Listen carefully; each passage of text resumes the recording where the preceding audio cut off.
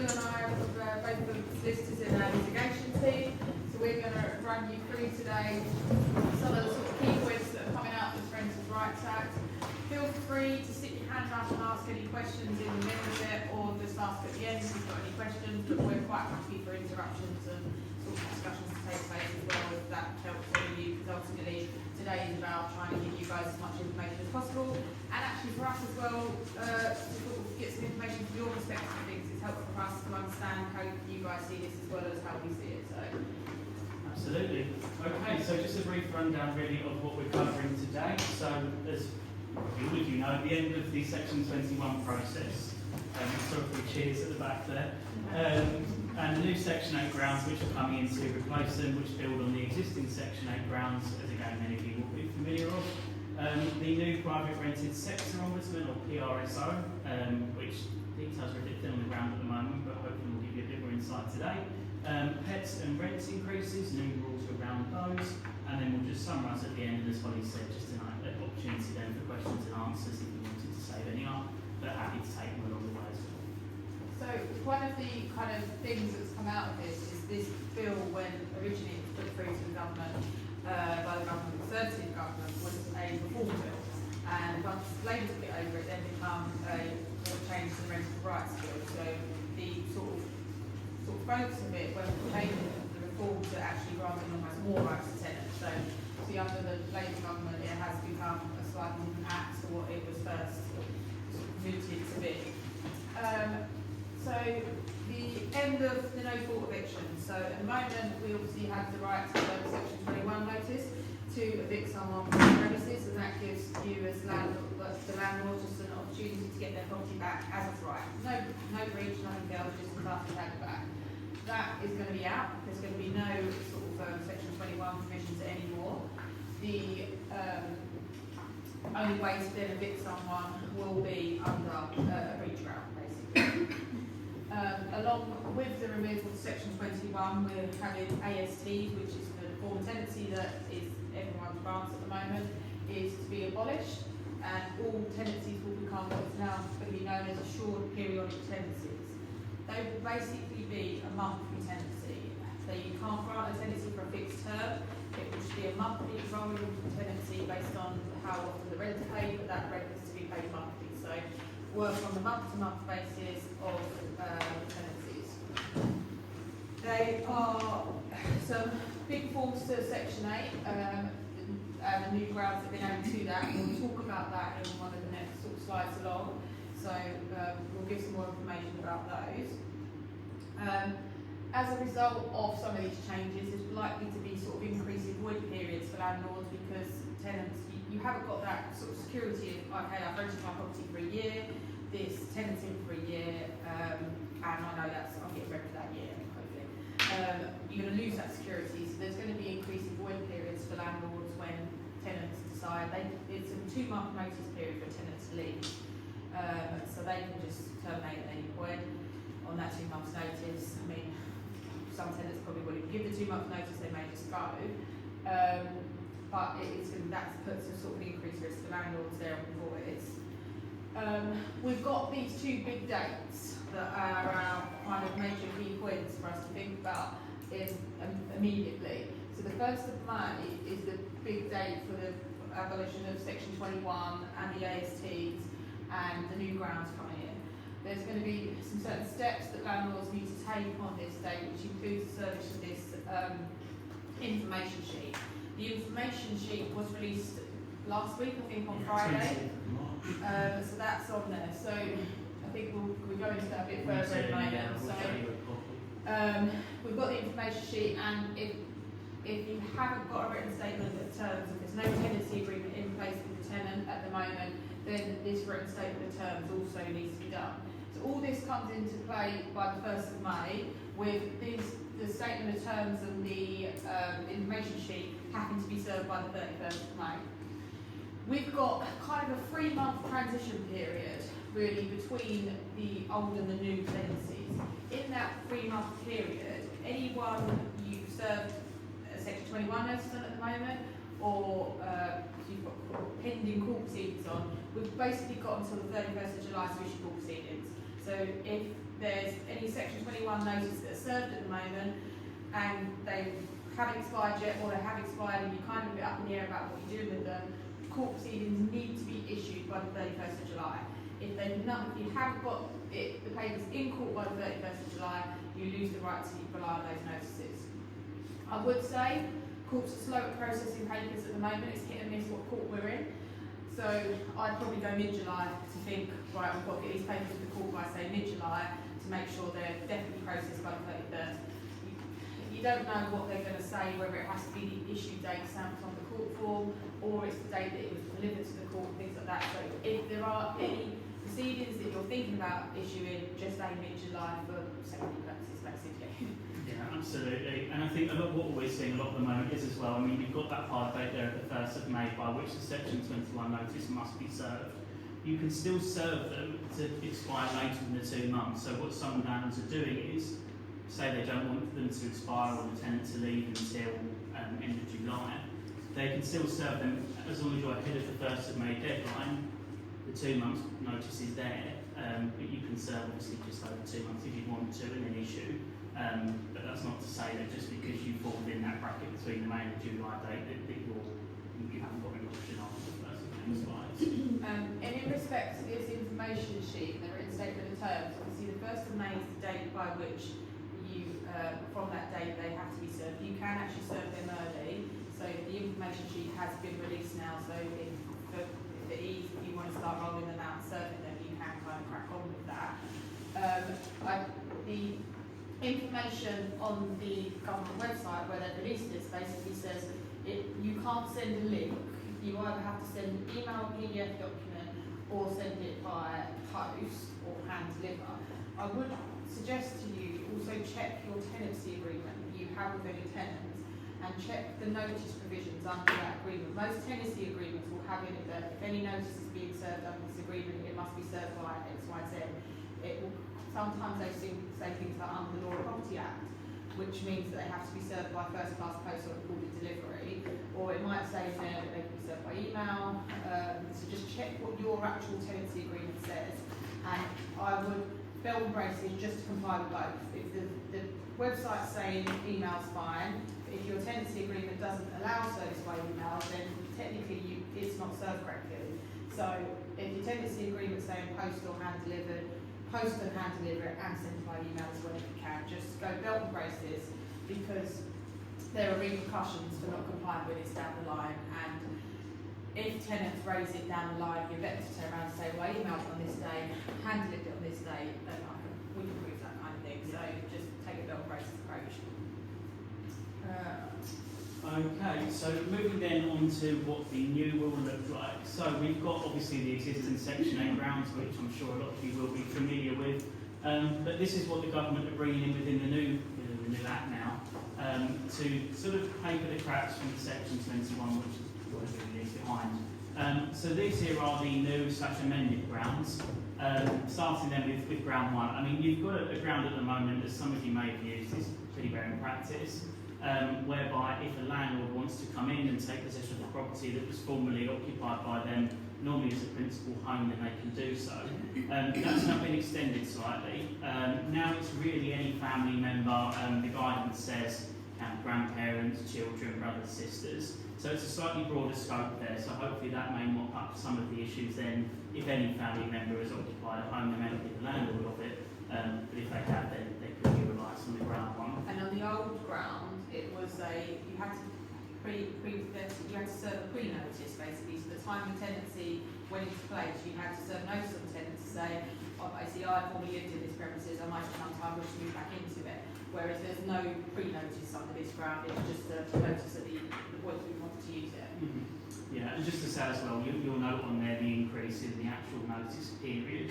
At the moment, 2 months of ground 1, now up to 4 months with that, and that's quite common as you'll see over the additional grounds as well. So the big change really is this ground 1A as we come on to next, and that there again is to sort of mop up the Section 21 residue, and the ground is that the landlord genuinely intends to sell the property. Again, it's a 4-month notice period. We don't know the evidence that the court will really require at the moment to prove that. We suspect that it will be potentially that the property's been marketed, marketed or that there's been a memorandum of sale.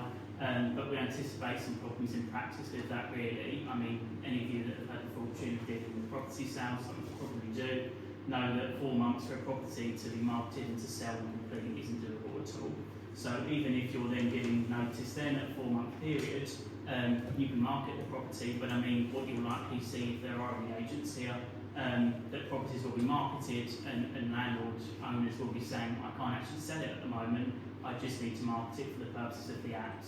So as cases go on, I mean, it will become clearer as to the evidence that the court actually do require. We're just thinking things like as well, potentially if you can show that you've had things like quotes from solicitors, appointed solicitors to deal with the sale, you've got quotes from agents saying, oh, this is how much it's going to cost to like sell your property. Just so when if down the line it ever got to a point that you was having to rely on this ground to get a possession, we'd have to, the way to evidence it would be to put a witness statement in from the landlord to say, this is what I've done. So you'd want documents attached to that landlord saying, well, on X date I appointed these solicitors, or got a quote from these solicitors for the sale of the property, I contacted X, Y, Z agents, and these are the quotes from them.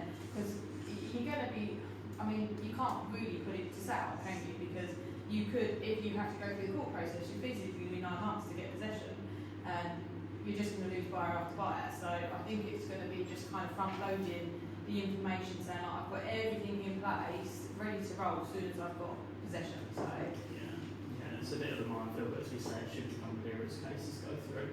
And then moving on to 4A, new ground introduced for student HMOs. They can give 4 months notice, which if anybody doing those could change the landscape of those really. Generally, as you see, they're on 12-month contracts, so that there's no gap in rent being received and in tenancies. If you've got a clued-up student now, they may be giving 4 months notice, say when they finish their exams in May. It could cause some issues later down the line, and maybe get them out a bit earlier possibly. And then on to ground 6, similar grounds that we've already got, but the landlord intending to carry out substantial works where occupation prevents such really. Again, you're looking at similar evidence such as plan permission applications, quotations, plans, things like that, really just to front load the information with. And just by virtue of them being Section 8 grounds, you lose the ability now with the no fault evictions. You're having to provide evidence for all of these, so it's really a key thing here when you're serving notice. and these do fall under the mandatory grounds. So under Section 8, we've got mandatory and discretionary grounds. So the mandatory ground, as long as we can prove the point that you're trying to make, the court must give you possession, whereas under the discretionary ground, they may give you possession. So for us, when we pursue a possession claim, we always want a mandatory ground. I would be very reluctant to advise a client ever to go on a discretionary ground alone, because the courts are very tenant friendly and will generally find a reason not to give possession. So we always want a mandatory ground in there. So, but you need to prove that if you find one. And then on to 7A, serious antisocial behaviour, such as crime by the tenant. Again, it's quite difficult really as to the evidence that you might have for that. You're probably relying on crime reference numbers, police reports, things like that, so it could be difficult to actually get that evidence in practice. Again, 4-month notice period. Similar sort of thing going on to 7B with the tenant not having a legal right to reside in the UK. Again, difficult to provide evidence of that. You're probably relying on the Home Office really for evidence on that ground.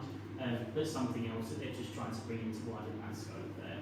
And whilst we touched on at the start that you've got coming in periodic tenancies, so it'll be monthly rolling, you can't evict within the first 12 months of the tenancy. So almost similar to what you've got at the moment, whereby you can't fix it if it's That especially in relation to the intention to sell and those sort of breach ground, like a non-payment of rent is fine, but in respect to say the selling or family members, you can't use that for the first 12 months. And there's repercussions for potentially unlawful use in those grounds as well. I think our sort of view on this is looking at it as a thinking if we were to take these on as possession claims, it's just going to be evidence is key. So just record everything, keep like logs and stuff. I mean, it seems like if you have contractions going to tenant properties and like we will see like paperwork from agents and stuff like that, where the agents' logs generally of what they've done and who they've spoken to are always pretty sound and pretty well organised. But then they'd be like, oh, I employed John the plumber and he went in there 4 times and the tenant wouldn't give access. But then the only thing we get is like the final report from the plumber that says attending the next day. But just in they're not getting access, just keep records of like refusals of access, when we've attended and we can't get in, all of those sorts of things, and just evidence as much as you can, just in your system somehow, so that if you do ever need to rely on it, you've got it there basically. Yeah, and I think a key thing is as well, I mean, if any of these grounds are relied upon, say 1A is a good example for this with the intention to sell, if for any reason a landlord was to evict a tenant under that and re-rent the property afterwards within the 12 months following, again, it's grounds for a rent repayment order, and it's really going to be on the tenant to police that, no one else is going to. But you may find that tenants, more so than perhaps what they do now, keep an eye on the property just to see. I mean, if you're evicting to say that you're selling it, but it's just a means to get them out rather than a genuine intention actually to sell it. As I say, grounds for a rent repayment order. And the rent repayment orders under this new legislation are increasing.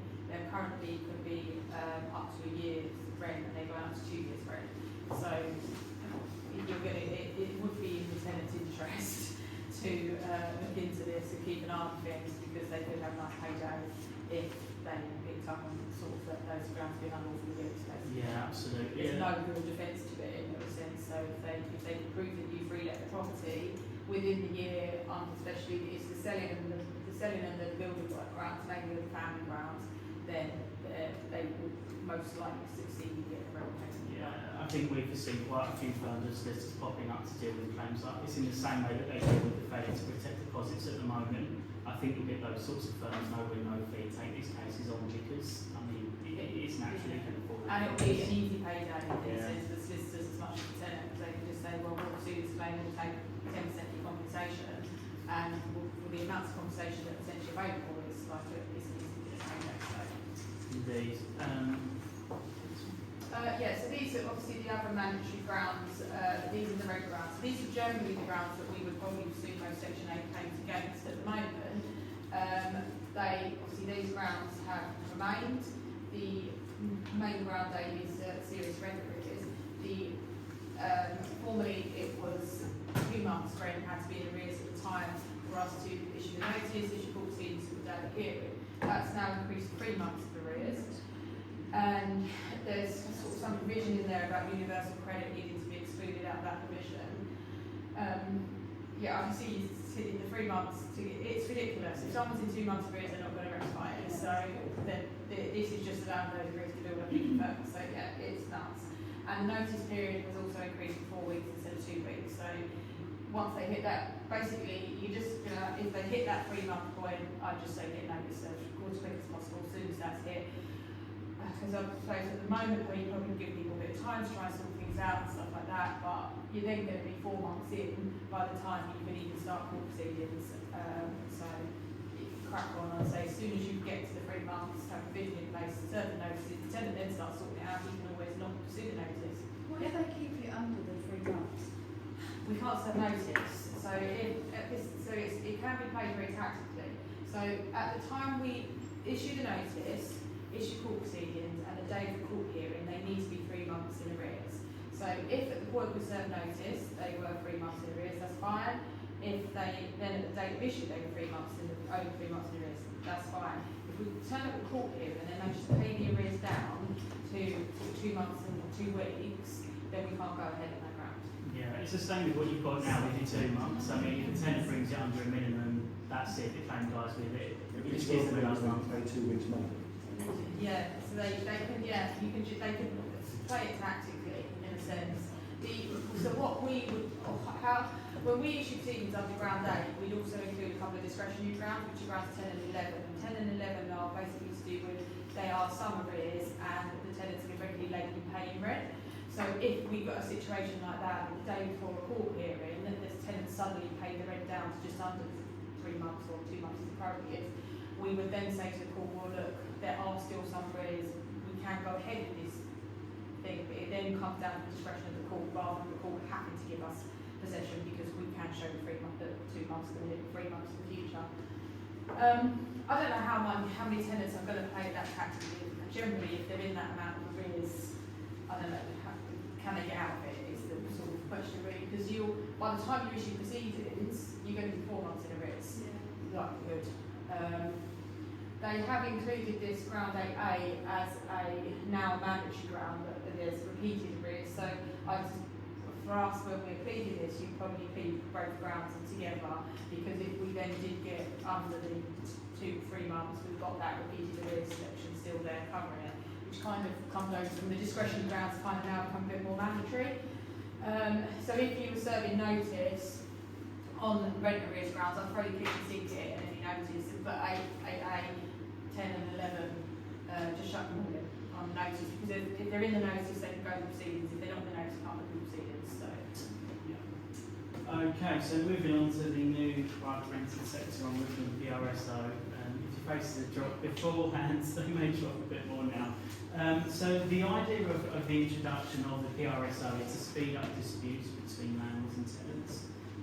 I think the headline with this really is that it's a mandatory membership for landlords, tenants and letting agents. Even if there's an agent in place, the landlord still needs to join the ombudsman here. There's no clear implementation date of the PRSO at the moment. Rumoured late 2026, still not really any clear date on when that's coming in at the moment. So it's likely that all these changes brought in by the new Act will sort of predate the implementation of this here. As you can see on there, I mean, again, councils can take action against those failing to join. Penalties like £7,000 for initial breaches, up to £40,000 in criminal prosecution for continued or repeated breaches. And again, it's a prerequisite here to actually serving notice. So when you're doing that, you need to prove as well that you're a member of the new ombudsman. There will also be a landlord database as well. Public access is expected of that, just for transparency.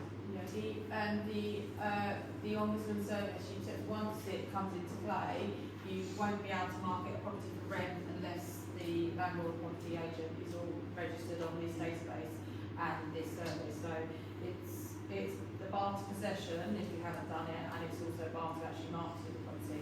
Do we know the cost for this?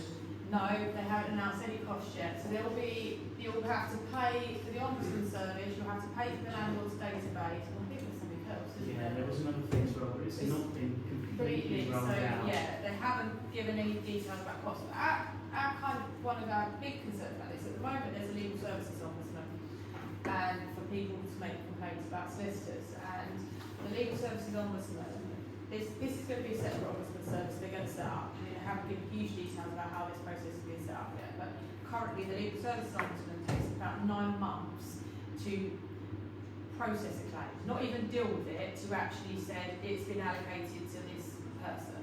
So I don't know how on earth this is going to work unless they have a big team.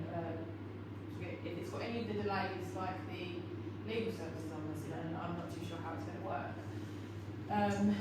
Yeah, also offering mediation between landlords and tenants as well. Yeah. And this is separate to some councils, I don't know about The your licensing, yeah. The licence is completely separate, so Yeah. you have the licences, some councils plus this. Yeah, plus Yeah, it's going to be the ombudsman service, the database, local authority licence if necessary at the moment, and it's basically a tenant's complaint service. So if you as landlord have an issue with your tenant, you can't use this. It's just for the tenants to raise issues.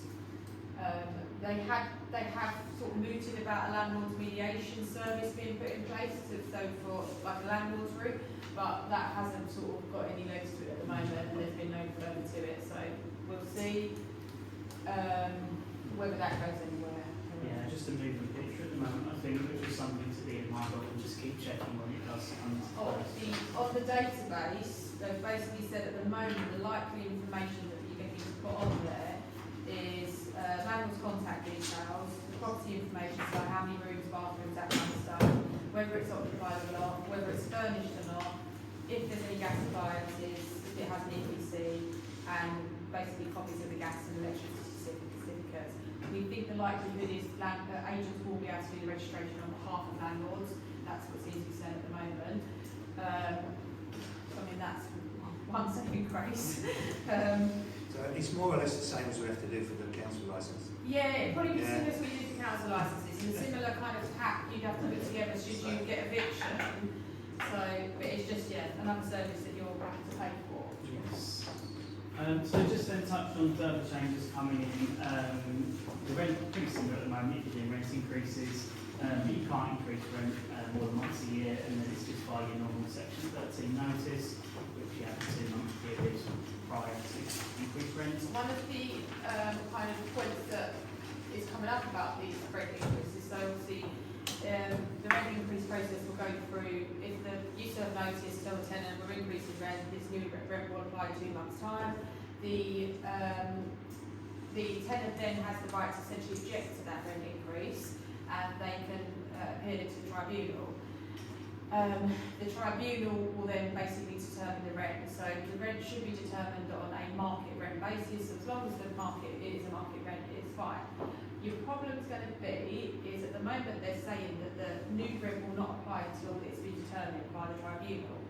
So a rent determination at the moment goes to the tribunal on like 80s and old form tenancies. I'd say it takes between 6 and 9 months.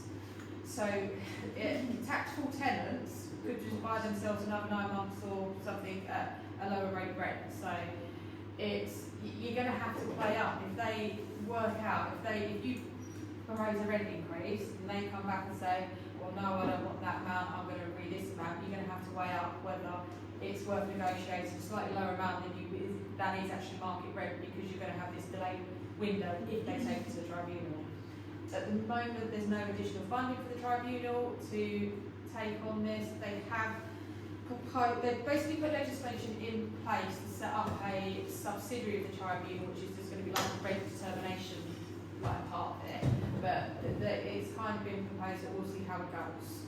And if they get snowed under, then they may put this sort of second sort of side wing for it. But the funding's not there to do it, so I don't know how to do it. Yeah. Well, deposit changes, currently it's just going to be that deposits capped at 6 weeks of under 50,000 and 6 weeks for 50,000 really. Your existing deposit schemes will stay in force at the moment, so your TDS, my deposits, that sort of thing will still be there. Onto the rent payments then, rent payments in advance aren't accepted any longer, so it's going to be that needs to be taken roughly when a tenancy is signed, but also the simultaneous process. You basically need to have a signed tenancy in place before you take any money off the tenant. If, for instance, you signed up a tenant, signed the APT, and then they wasn't moving in 2 weeks' time, but they turned around and said to you, can I pay my rent now? That's fine, as long as there's a signed agreement in place. Just make sure the agreement's signed before any money is accepted, and don't accept any more than 1 month's rent at the time, that initial point, and then it's just 1 month from that point. So just no money without a signed agreement is sort of really safe in place. Yeah, and then just going on to the point of some pets as well, tenants again the right obviously to request that pets are on properties.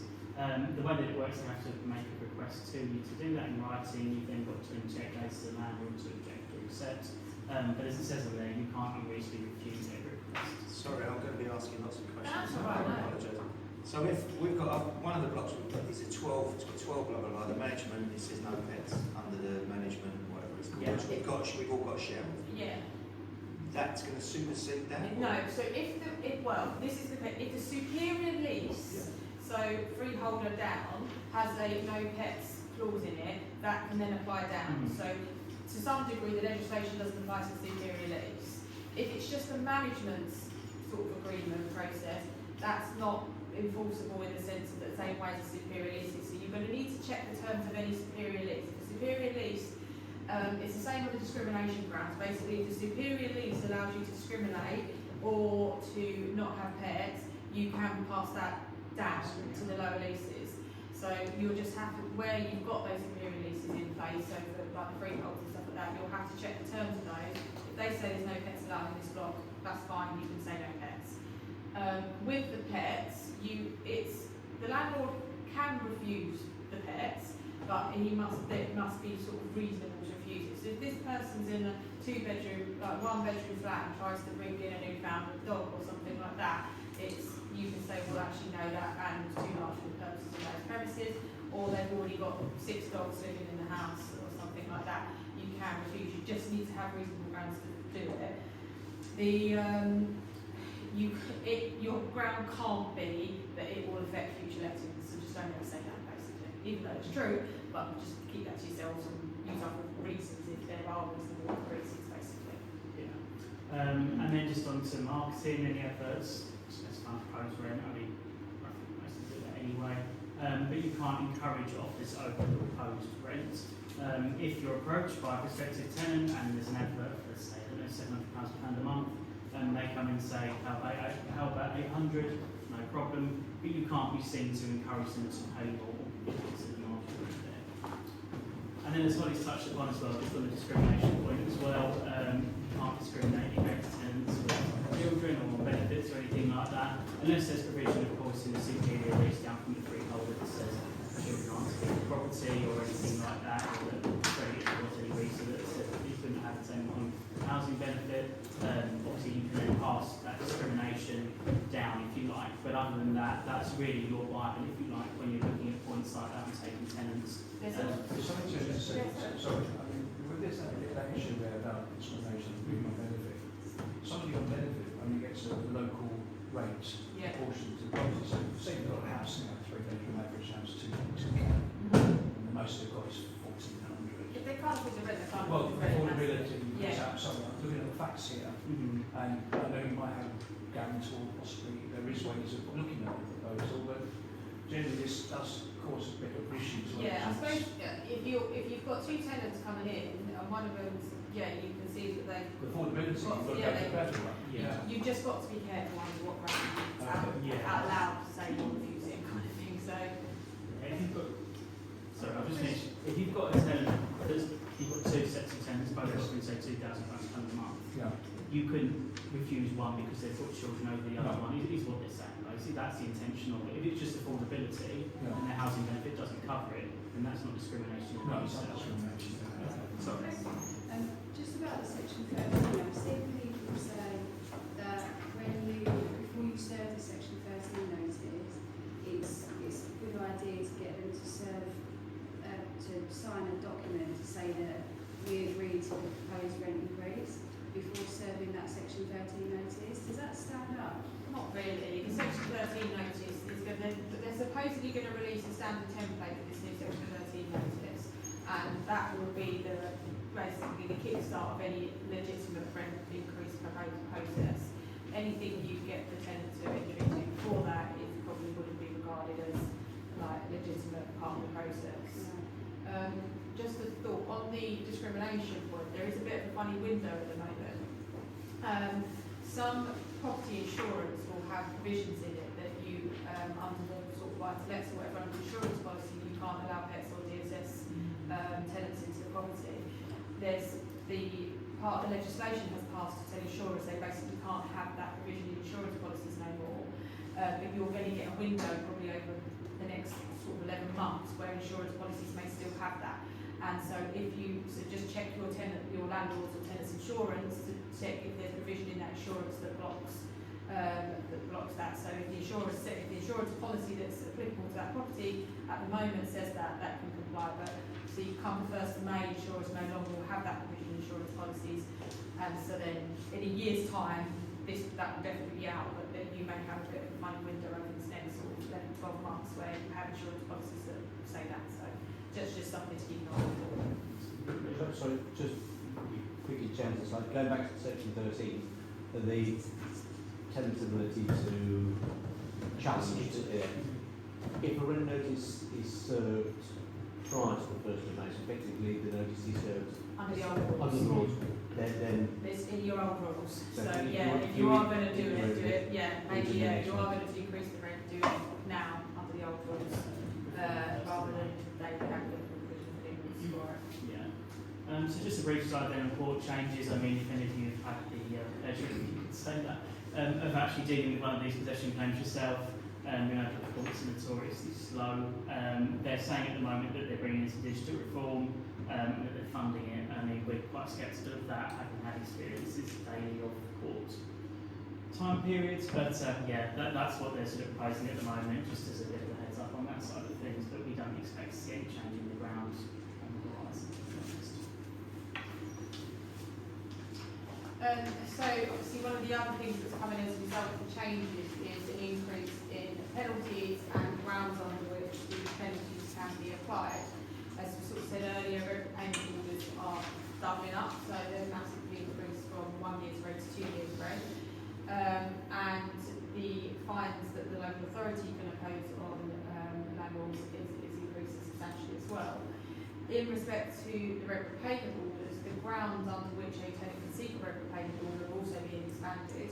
And will also, so if you grant a fixed tenancy, that's a ground for a tenant to seek a rent repayment order. If you attempt to terminate the tenancy by notice to quit, sort of an old-fashioned notice in a sense. If you rely on a ground falsely, which we spoke about earlier, so if you say that I'm going to sell, and then don't sell, and then market the property, or then put a new tenant in, that's in that 12-month window, then the tenant can seek a rent repayment order. I mean, that's going to be a bit of a tough one, because you may lawfully and genuinely intend to sell the property, put it on the market, and it just doesn't sell, and after 4 months or so, a landlord at the moment may now think, well, actually, I'll just rent it back out because I'm not getting any money on it, but you're now going to have that 12-month window where basically you've got to essentially give it 12 months to sell. Otherwise, there'll be potential for these orders. And I think just to say, I mean, a lot of these penalties here are going to be tenant released. I mean, there's nobody actively looking to see if these things are happening, if somebody's reletting it out, other than really the tenant. So it's just to be wary of that as well. I would imagine that tenants will form their own network groups and websites, because it's sites out there called How to Screw Landlord.com. It's all these people that sort of, rather than we working with the system, they're against it, and they're chucking, they're putting grenades to everyone. And you're definitely going to get sort of that thing about the rent increases. Yeah. Someone's definitely going to Someone's come out going to and make money say, on this, sign up. just refuse your first rent increase, refuse it, take it to tribunal, you've got to grant yourself another 6 to 9 months or however long the tribunal takes to deal with it. So you're definitely going to get this information. I heard that, Sorry, that's all right. Go on, you guys. I heard the tenants have to pay for the tribunal. Well, the tribunal, there's no cost towards the tribunal, so if they did, they could, there's generally an application fee essentially under the tribunal, but they're not very much for most things. And there's no cost towards, so even if the tenant took it to tribunal and the landlord won in the sense that I've offered a fair market rent and that is what's been awarded, then there's no cost towards. So the tenant's just really going to have to pay the application fee. They haven't said what the application fee is as yet, but most tribunal application fees are like 100 quid, but they're not substantial. It's not like issuing a court claim where you're going to be paying a sort of bumper fee. So, yeah. Yeah, so my agent, because obviously nobody knows, but you're the experts which are here, he said that if a property you've got fails to sell, then you can't let it out again for 12 months. But what you're saying in effect is probably better off not letting it out for 12 months, because the fine could be worse than the rent that comes in. Yeah, so you're going to have this basically have that 12 month. If you relied on the selling provision, it's 12 months, and it's not entirely clear at the moment. It will be 12 months from the date that they give possession, I should imagine.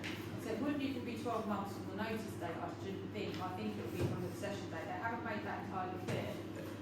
Because obviously if you then have to get possession via the courts, you're going to be a hell of a lot further down the line on the notice date. But in effect, it's the same thing, 12 months, otherwise it might come back to keep you. Yeah, and as you say, it's a balance between do I relet the property and risk the fine if I've got that because my rent that I have incoming may cover the fine, or do I sit my hands for 12 months? I think a lot of landlords probably go with the former, but obviously it's a case-by-case basis depending on how much the rent is and how much your yield is. I see where you're coming from. It's a funny game to play, isn't it? Yeah, it's a risk game. Yeah, if you know the tenant's not in the area no more and has left or whatever, then you think, oh, I might get away with this. But if the tenant's still local or whatever, then they see it. And yeah, like you say, I think like tenant groups are going to put things out and like keep an eye on the property, like make sure you haven't been forcibly removed, things like that. Just a quick clarification, if I can. You can still ask for a rent increase once a year, you're saying? Once per year, you can do a rent increase, but it has to go through this new statutory procedure. And it has to be fair. Like, as long as you do market rent, it should all be fine ultimately at the end of the rent increase period. But it's just that the tenants will have a right to oppose it to the tribunal. So basically the problem is the delay that you might have. Yeah. So at the moment, under like the old form of tenancies, like the PASP stuff, if they have a similar process whereby you have a rent increase that goes through and it can go through the tribunal. But their rent is backdated to the date of the notice. So so the notice period, so if they take it to the tribunal, it takes 9 months, then the tribunal has the rent from the date the notice would have come into play. Whereas this is saying it's not, it's from the tribunal date. I think part of that is because they know the court's going to take, or the tribunal will take a while to deal with it, you're just going to put tenants in arrears straight away. So I think they're trying to stop that arrears point, but it's how tactically people are going to play the sort of rent increase thing. So Do we know if it has to go to a tribunal determination yeah. and they set an increased figure, does the next 12-month window start from that date I'm not sure. I was trying to find something for this and I can't find anything. I would go, my gut feeling is it will be for the date that is determined because of how they're applying the backdating of it. I think the determination date is going to be then 12 months then goes So from you that date. can't serve notice, say, 1st of May, by December time, Yeah. and then you put another one in the following No. May. It's Yeah, potentially it's going to not be pushing clear. it round. I reckon, like my feeling on it is going to be determination date, just because of how they treat the backdating and stuff like that. I think that's going to be cut date kind of thing.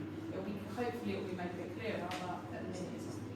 And release of further information, and these key questions is still in the dark. Yeah, I mean, the rent stuff, the rent things are coming in as of 1st of May, so, but the actual, I suppose because they're looking at the process, that people won't be probably using the process for maybe another 3 to 6 months yet, so they've got So quite a a bit bit of of time, breathing they've got a space little bit of to sort it time on it, for them to get a bit more info out, so we haven't got any more info on it yet.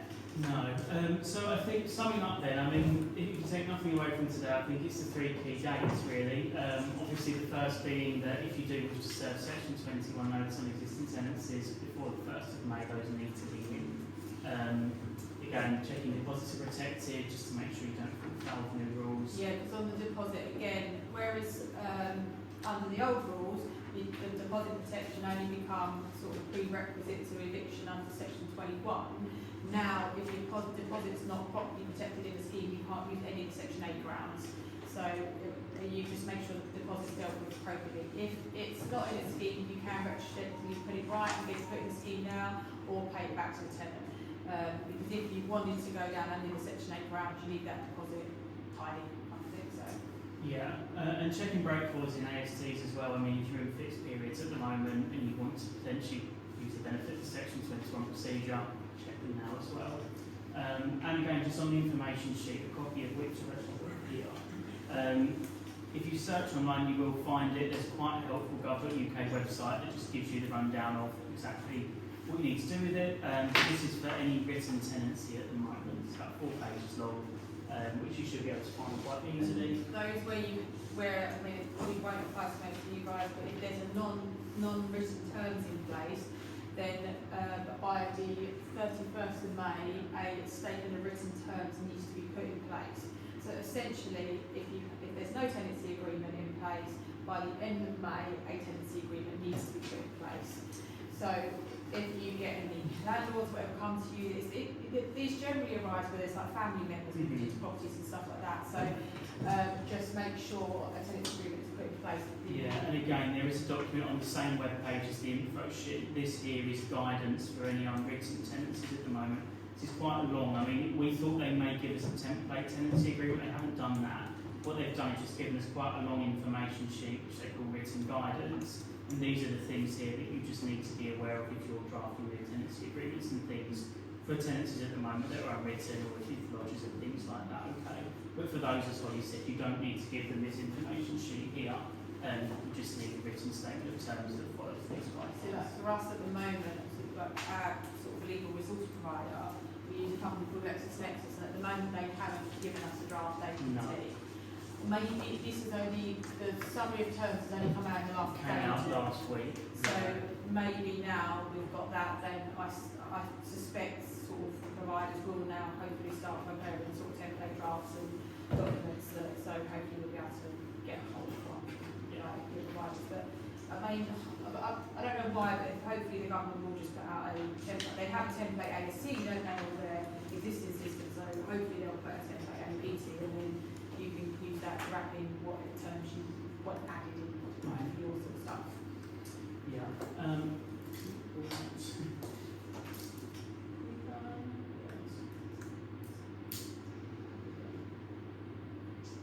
Yeah, so as we've touched upon, just to labour the point, first of May, as you say, Section 21 can no longer be served, and then the 31st of July point is again when you can't any longer issue possession proceedings under the current Section 21 rules. You've got your reformed Section 8 grounds, as you've seen, they're trying to cover some ground over what will be taken away, but I think the key thing to take away is that the evidence that you have to rely on, particularly discretionary grounds, will be key here, so make sure you put that together when you're serving notice. Obviously the ASTs we touched upon are becoming APTs, monthly rolling tenancies, no fixed terms anymore. We've got the PRSO coming in, later we think this year, as we say, no firm date, no real indication of when that's coming in, but I'm sure that we can put something together with some more info on it when it does come a bit clearer and send it out to you. Rent again we've covered, no more than once a year by Section 13 notices, and then of course the changes to the pay requests as well. What we'll add as well, see one of the other provisions that's coming in, and then duty not until like 2030 or something like that, is to do with the decent home standards and the our sort of coming in. So at the minute, that's technically not sort of being paid, but I was talking to an agent recently, and she said that quite a few of the local authorities have basically been coming out and doing random inspections on properties, and they get a lot of special, I think this is Barking and Dagenham, and are basically saying, well, we've got basically under these new laws, we're going to carry out more inspections and we're doing X, Y, and Z. So they seem to be taking a little bit of a more sort of like proactive approach, maybe. Sort of reading the legislation, they have almost the additional powers are already granted to the local authorities to inspect and stuff like that as of the 1st of May, but the actual requirements of landlords don't come in for, at the moment, a good few years. But the additional powers they've got a lot to do with the enforcement of what the class as category 1 defects, so like the mould, electrical defects, gas defects and stuff like that. So they look like potentially the local authorities are getting a bit more sort of proactive about it. So if there's a category 1 defect in a property, just act very quickly, get it sorted out. As long as you are taking reasonable steps to ensure that it is rectified by appointing contractors and getting people in and stuff like that, then you should be fine. At the point of knowledge of it. Yeah, the point of knowledge, yeah, at this point. So just think that's something that technically isn't coming in, but it looks like the local authority are already. I know this agent was talking about Barking and Dagenham, so she said I've had them inspect probably more properties in the last month than they've inspected in the last 2 years. So they suddenly just started doing things. I mean, it may just be a new legislation bounce, we don't know, but yeah. Well, they might be employing a few more people. They may well be, had a bit of investment, but yeah, just something to do. Yeah. Is anyone? And then I think we're at Any more questions? I have a different question really. We are all landlords in here, and there are tenants and there are landlords, there are landlords, here. What is the main reason for bringing these changes? What happened for these changes to be brought into place? Well, why have they brought in? The reason they're brought in is because probably, unlike all the people in this room, there's a very, very small percentage of terrible landlords. And this legislation was brought in to deal with those very bad landlords. And those very bad landlords are going to continue to be very bad landlords because they've never given a toss about the legislation before, so they're not going to toss about this legislation. So all of those decent landlords who are trying to do right by their tenants are going to be sort of doing the best on this and get caught up. And I think as well there was thought that it would take out some of the sort of smaller landlords out of the market and basically make more property available. But ultimately, if someone's renting, they can't afford to buy, and they won't be able to afford to buy if they still won't be able to afford to buy. So the chances are that it's not those small landlords that own 1 or 2 properties, will get what they call accidental landlords who were, I had a flat and I moved in with my other half, we kept my flat's pension hand sort of thing. Those accidental landlords, a lot of them will come out of the market because with all the tax changes and everything else, it's not as viable. And then at the end of the day, it's going to be pension funds that buy up these properties, and then ultimately they're not going to be as nice a landlord as Bob up the road you would have. You've got around and making employed all of these breaks and whatever else. So I don't think these changes will have the desired effect. I think if anything, they will have a worse effect because bad landlords have been teaching bad landlords, and it just puts a huge burden on the decent landlords who are now going to think, well, actually, is this worth it? Could I just paint like a scenario just so I understand how things will work in practice now? Say you've got, say you buy a house with a disabled tenant living in there. Right? Just say that they're paying £1,000 a month rent. But you bought the house and you won like £1,500 a month because that's the market value, Yep. right? And that tenant wants to stay there for that amount of money. What would you go through? It's fine. So you would just essentially serve the section 13 notice. You can serve 1 a year. So you can serve that notice as long as that notice had the market rent. So if £1,500 is the market rent, so put your 1,500 quid, I want this much rent. If the tenant agrees to it, that's fine. That you basically the notice says this new rent will apply in 2 months' time. Say they say we can't afford it. If they say no, then the tenant now is entitled to basically appeal that notice to the tribunal.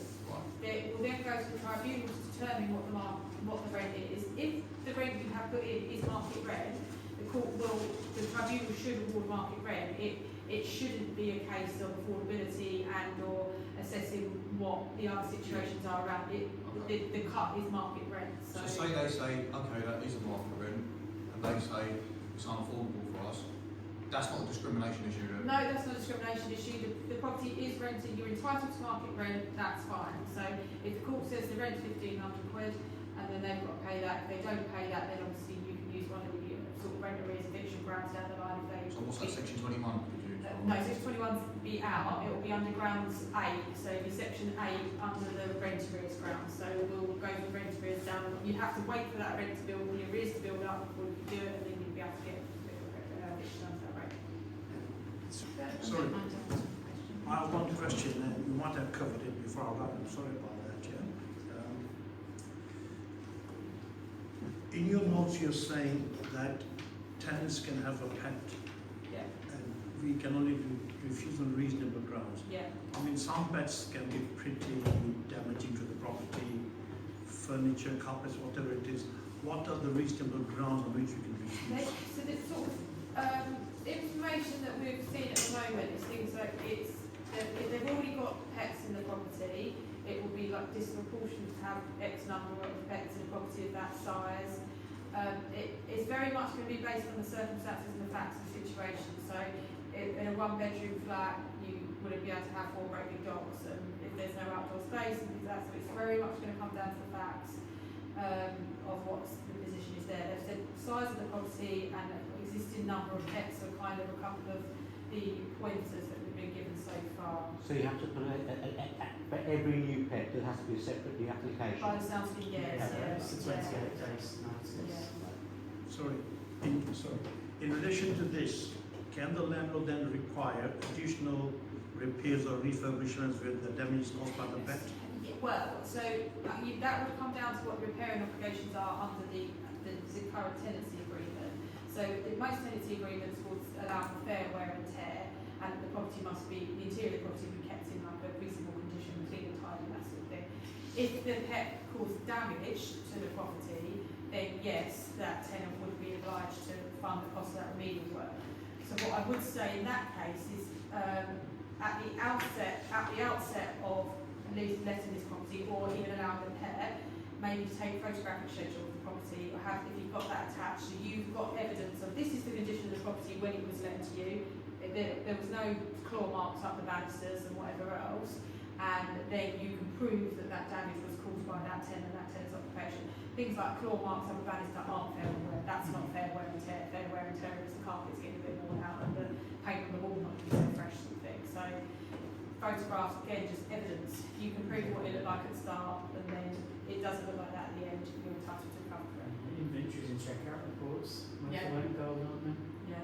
Sorry, Jen. Yeah, I was going to say about conditions. Can we say to them that you can have a pet on the condition that you've got pet insurance, or on the condition that you have the property and the carpets professionally cleaned, even if they weren't before the tenant moved Not really, no. I think that would probably fall into the realms of unreasonable refusal, possibly. I mean, provided that there is obviously, as we said, room in the property for them to be there, that's fine.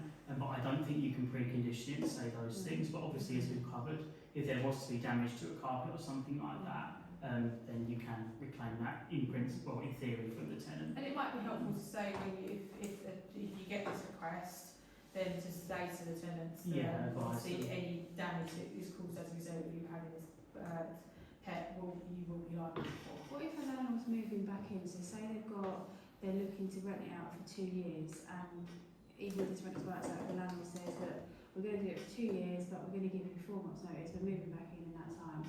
I've got a pet allergy, basically. It's tough. You can't have it can't. Your ground for refusal can't be based on the future of the property. Right. It can't be the effects of future lettings, or in that case, the future of the landlord moving back in. Yeah. And so my last question, selective licensing, is it mandatory? Because I hear that it's been challenged somewhere. Yeah, dependent on the local authority. Thurrock has just brought it in this month. Haverin's got pockets. Havering, Yes. pockets. Barking and Dagenham generally obligatory. It depends on the local authority's rules. I don't know if they're going to change any of the licensing when this landlord database and stuff like that comes through, because ultimately they serve the same purpose. So they haven't. There's been no kind of. So there'll be a big crossover. So there's been no sort of mention of it at the moment. But I don't know. But obviously the payment for you if you take out a licence with Havering, obviously Havering get that money, but this landlord's database will probably go more centralised. So I don't think the local authorities will drop the licensing because yeah, but yeah, it's to be seen.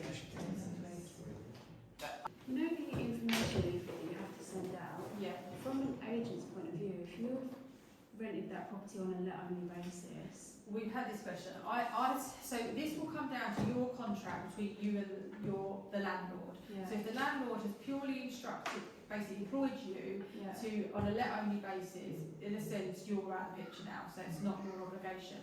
We sort of said to a couple of other agents that we said, maybe as a courtesy and like you've relationship with your landlords, you may just want to drop them a generic email and say you should be aware of this information that's coming out. You may want to comply with this, or we can assist you for whatever cost or whatever. But you don't actually have an obligation if you're just contracted. Landlords that you're sort of in contact with, and then there's a lot that you've done business with that you don't actually know whether the tenant is still there. Yeah. So it's kind of like, do you? Yeah, I mean, you're not obliged basically to do anything. If you've only entered a let-only contract with that landlord, you've done your work sense and like you're kind of out of the picture. But yeah, you might just want to drop an email to them just as a Does that apply to courtesy. the licences side of things as well? Because you know from the 18th of March you have to have a licence in certain areas. Yeah. So does that apply? Yeah, because We're you're not obliged basically to do it for them. no, because you're Tell them about it. because you've only been employed by that landlord to for the let-only stage to basically put in place that initial the initial letting and whatever else you've done at that point. I mean, check the terms under which they appoint you. If your terms say that we will provide you updates, obviously then you've got to do it. But if those terms of appointment under which you act are just we'll do our bit, and then essentially once that tenant's in, we hand it all over to you, then you're off the hook. But it's courtesy, it might get you a bit of work. I think that's So, but yeah, just check your own terms. Just didn't know if the responsibility fell with us or when. No, there's no. It doesn't fall with you in the sense of that you have to do it, but just check your own terms. That what you say under your own terms about that, the appointment will be on it only. If you say that there will be any follow-up or anything like that, then you might want to talk. Is there anything new that we need to know about EPC? It's coming in with this supposed ombudsman, so that's part of their requirements when you're uploading things onto the database. One of the things you upload will be the EPC, so it's the things that you still need to continue to renew, the same as your gas safety certificates, that will be put on the central database. Just make sure basically there's a valid EPC at the time of you granting the letting, whether that's under the old current legislation or the new legislation. And if you're not sure, you can check online. There's a quick register. You can put your postcode in, and it will tell you whether you've got an EPC over your property, when it expires. So yeah, always worth a check. Likelihood you'll need one to do it with the eviction grounds as well. So just one of those things that as is now, just keep on top of it. Make sure it's there at the start, and if it runs out, then get another one in place. Sorry, I've got a question on costs. One of them is to do with the pets, as you're talking about. If a pet has done reasonable damage to the property, can you ask the tenant to have it made good before the tenancy runs out, or do you have to wait until the end of the tenancy? Well, the repair, this will depend on what your repair obligation is within the tenancy agreement. So generally, sort of most ASTs, which will, the terms of which will continue to sort of roll over, will say that the tenant is liable to keep the property in good repair. So if it says that keeping, that means it applies all the time. If the tenancy agreement says something like along the lines of to ensure that the property is put in repair at the end of the tenancy or returned in good repair, then it will apply at the end. So you just got to look at the wording of what your tenancy agreement says. So if it generally it's something along the lines of keep the property in a state of good repair, so that would apply through the whole term. So you could go and say you've got to get this done soon. There's one particular aspect of repairs that I'm sure everybody will be experiencing here is that some tenants do not have any ventilation to their properties. Yeah. They are drying their clothes on the radiators, Yeah. and in 6 months' time there's more behind the cup, this and the other, and then they complain to the council they've got mold in the house. Yeah. And because that baby who passed away going back 2-3 years, everybody takes a very high notice of it. So what do we do here? So mould is a category 1 defect, so something that has to be acted upon urgently. I mean, this comes down to proving. You would often get it's proving what the cause of the mould is, and 9 times out of 10, it's living conditions. Yeah, it's living conditions.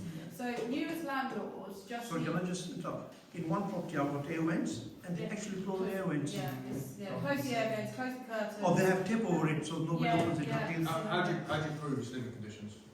That's your question. Yeah. That is the difficulty. How do you prove it's living? So you can get experts in and things like that to show. The problem is things like that. If they're blocking up vents, if they're, I mean, we was looking at a disrepair one, and they had washing probably drying in every room in the house, every window shut, every vent shut, curtains shut, then just bags of stuff stacked up everywhere. Yes. So it's nice and like bin liners all stacked up, so it's nice and damp and whatever behind them. And that is living conditions, but you're just going to have to prove it. And the problem is there's again a lot of firm solicitors that take on these disrepair claims and who pursue them sort of ridiculously and rack up ridiculous amounts of costs on them. And fighting them is quite hard. So if you were fighting one of these disrepair claims, you'd have to get an expert's report in. So basically, if you get notified by the tenant that there is mould issues in the property, just that quick, get the relevant experts in to go and have a look at the situation, work out what's wrong.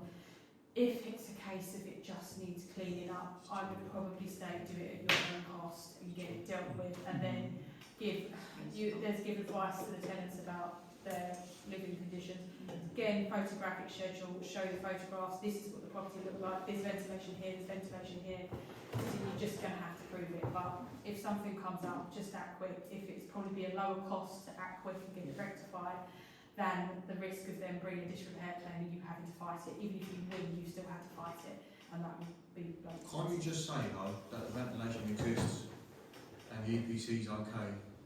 Therefore, any mould problems must be because of. That's for an expert to determine. Yeah, I mean, you obviously have the difficulty that if you've agreed an expert's attendance with a tenant, they may take the tape off the triple vents, they may open them up, they may open the windows and say, I don't know, we do this all the time. But I mean, the surveyor can generally come in and say, well, if you had those open when you were drying and washing, if you had the trickle vents open, there's no way this mould would have formed. The property has the relevant things in place to allow it to be ventilated. Yeah, but I mean, do you need trickle vents now? Or can you just like crack open the windows a bit? No, so you don't have to have them. I think obviously any new builds and stuff like that, and if you do the refurb and things, there's requirements to put them in. But I don't think still under the current legislation that there's a requirement for you to install them. No.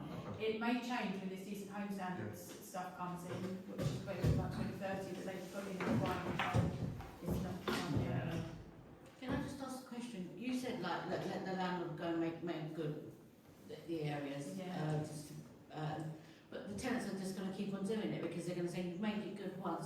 Yeah, And that's a the turnaround only for thing, the landlord. yeah, is, and it's, I would just say, if you go in, get evidence. So if the say your tenant rings up and say, I've got mould, make a 10. If they've got everything shut off, just photograph everything. Photograph the curtains shut, the vents shut, the windows shut, washing, drying, and whatever else. Over occupation quite often can be sort of contributing factor to it, or not using like the things in the bathroom and that sort of stuff. Or we've had people block them, like actually taped up or whatever else, extract. You're like, for what benefit?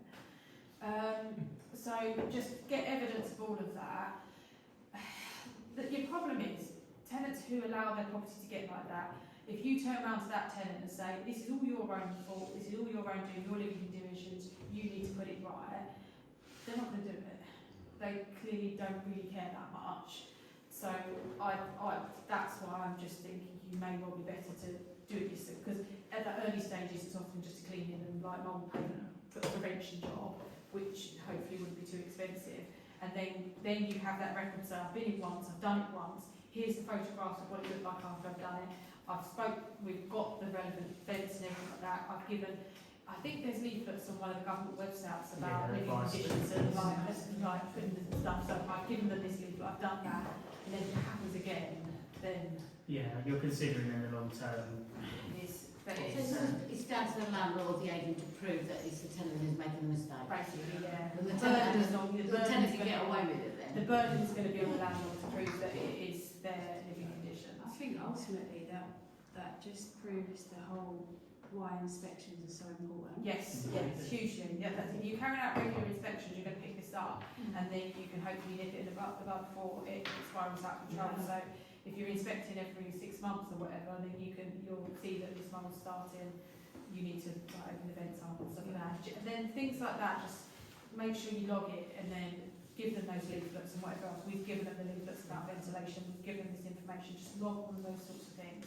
So if they ever did bring a disrepair claim against the landlord can say, look, I've got inspection records that take out this property is inspected every 6 months. This problem popped up on X day. We looked at it, it was a tenant's living conditions, we told them it's their living conditions, we gave them X, Y, Z information about putting it right. We re-inspected again after 2 months to check if they put it right. They still hadn't done it. Then you kind of go from there. So just follow up and then keep up the records. Yeah, I think the key is just act quickly. Once you've got a notice, you can't be expected to do anything before you can give the knowledge of it or before a reasonable inspection might have picked it up. But just once you've got that knowledge, act quickly and prove that you've done it. As I said, keep the records, keep the paper trail on file. Any further questions? Or? No. Nothing already. Well, thank you for coming anyway. Hopefully that was of some help. I mean, you've got our details on there. You've got